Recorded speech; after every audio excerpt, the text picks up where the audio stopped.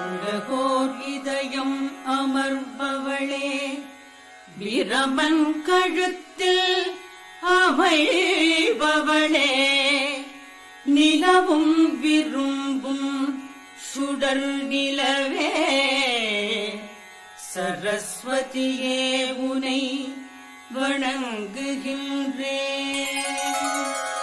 ஞான அறிவினை தருபவளே, நல்ல உயர்வினை அருள்பவளே, வீணையை ஏந்திய தூயவளே, சரஸ்வதியே உனை வணங்குகின்றேன்.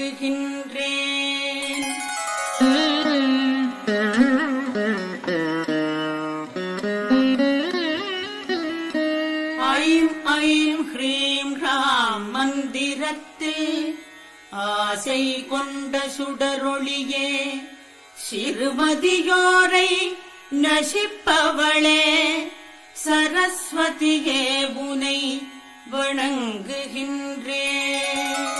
அஞ்ஞான இருளை ஒளிப்பவளே, ஆட்படாத நிலை விளைப்பவளே, அழகிய வெண்மை நிறத்தினளே, சரஸ்வதியே உனை வணங்குகின்றேன்.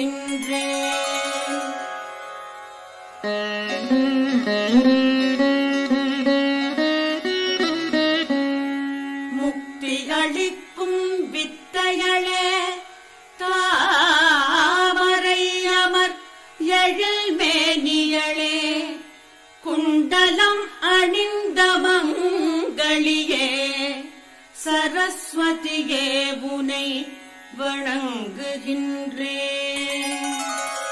சூரிய மண்டலம் வசிப்பவளே, சந்தோஷத்தை தருபவளே, விஷ்ணுவின் பிரியே வாணிகளே, சரஸ்வதியே உனை வணங்குகின்றேன்.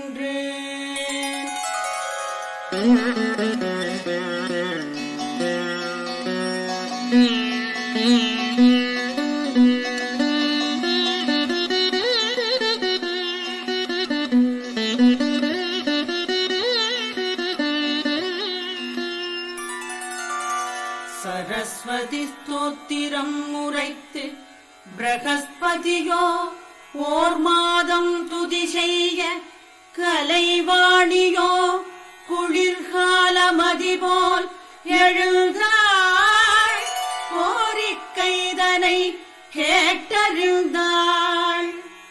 வேண்டியதெதுவோ வேண்டிக்கொள், விரைவாய் மங்களம் பெருகுமென்றாள். வேண்டுவதெல்லாம் ஞானமொன்றே என்றார் பிரகஸ்பதி, அதை தந்தாள் சரஸ்வதி.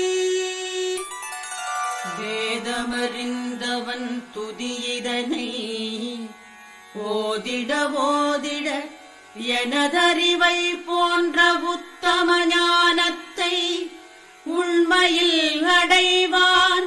அது திண்ணம் தினமும் 3 காலத்தில் இந்த ஸ்தோத்திரம் ஜபம் செய்யும் அடியாரிடம் நான் வாழ்ந்திடுவேன் என்றாள் அன்னை சரஸ்வதி.